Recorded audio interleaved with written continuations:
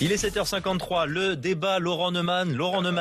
Bonjour Laurent. Sans Éric Brunet. Bonjour Éric Brunet qui est toujours en vacances. Comme Jean-Jacques, encore une fois, on les salue, on les embrasse et on les retrouvera la semaine prochaine. Il faut remettre les points sur les i. Tremblay, frondeur. Jean-Christophe Cambadélis promet un recadrage en règle. C'est ce soir, c'est le bureau national du PS. Après le psychodrame de la loi Macron, le 49.3.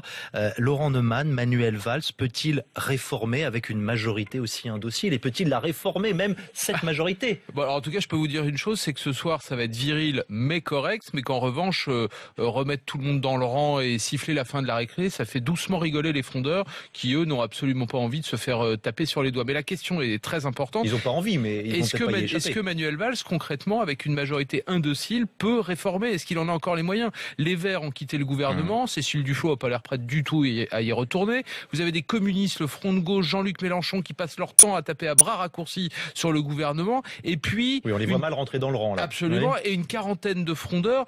Selon les comptages de Matignon, il y en avait 25 quand même députés socialistes qui s'apprêtaient à voter contre la loi Macron, et une petite douzaine, une quinzaine peut-être, à s'abstenir. Ça fait beaucoup. Alors Manuel Valls, lui, évidemment, la volonté de réformer, elle est là. Il a même déjà dit qu'il n'hésiterait pas à réutiliser à nouveau le 49.3 s'il fallait tordre le bras un peu de cette majorité rétive.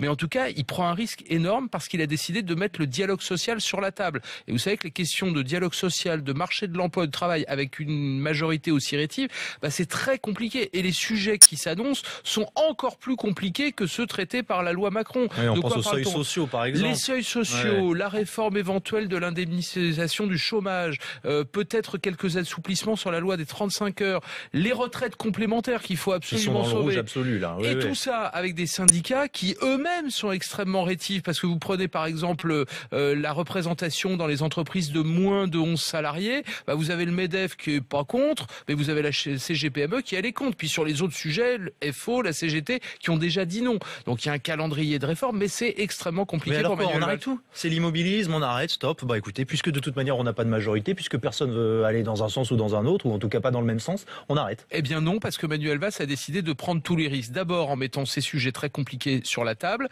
ensuite en disant j'utiliserai le 49.3 s'il faut, et puis surtout il y a des élections. Il y a des élections là départementales qui s'annoncent pas très florissantes pour le Parti socialiste, mais il y a des élections régionales. Et puis on a déjà tout le monde en tête l'élection présidentielle de 2017. Alors il y a un projet qui pour le moment est abandonné, dont peu de gens ont parlé, c'est qu'il devait y avoir un remaniement, figurez-vous. François Hollande, à l'Élysée, s'était dit, oui, entre le deuxième tour des départementales et le dépôt des motions pour le congrès du Parti socialiste, c'est-à-dire une quinzaine de jours, mars et voilà, juin. et donc une quinzaine de jours, les 15 premiers jours d'avril, on pourrait procéder à un remaniement où on pourrait faire rentrer des Verts, on pourrait faire rentrer les amis de Martine Aubry, bref, rassembler la famille socialiste. Tout ça, c'est par terre, parce qu'évidemment... Le compromis.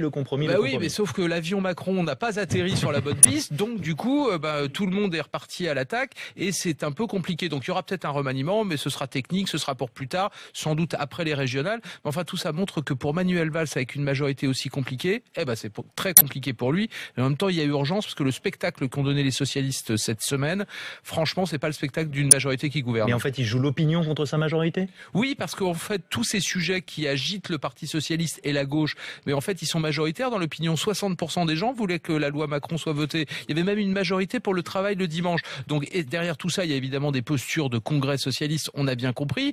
Certains frondeurs se disent perdus pour perdus, on va aller au bout et on ne se laissera pas faire. Mais Manuel Valls, lui, il veut absolument réformer, donc il va y aller, quitte à un peu forcer la main de sa propre majorité.